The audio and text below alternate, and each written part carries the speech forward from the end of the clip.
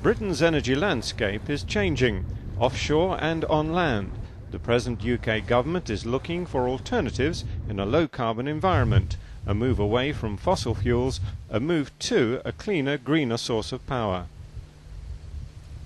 This was the theme of the Prime Minister's speech today, and in the context of rising global oil prices. Every country in the world is now having to face up to the consequences of this global change. And I want to tell you today what I believe this means for Britain and why what we're discussing later this morning is so important. I believe our response to the oil shock, which is a bigger oil shock than the two previous oil shocks of the 1970s, must have two elements. First, we need to facilitate a reduction in short-term global oil prices through commitments to greater investment and indeed to greater transparency in the marketplace. But secondly, for the longer term, we must set out a clear strategy to reduce progressively over time our dependence on oil. And these elements are importantly linked. By reducing demand in the future, and hence giving greater stability and certainty, and creating a more stable oil market, we can actually help reduce prices today. Now, that's why I went to Jeddah last week with John Hutton to speak to the oil producers and to urge a new deal between oil-producing and oil-consuming nations, based firstly on greater transparency about medium and long-term trends in supply and demands.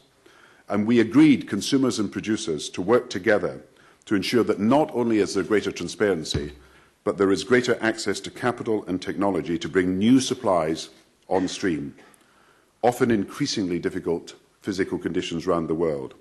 And we agreed also that we had to improve energy efficiency.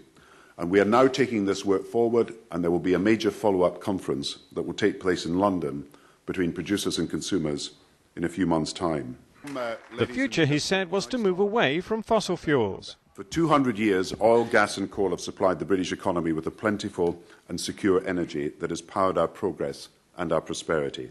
But over the coming decades, we must move from this largely fossil fuel-based economy to one primarily powered by low-carbon energy, particularly, of course, renewables and nuclear, and when it can work commercially, carbon capture and storage.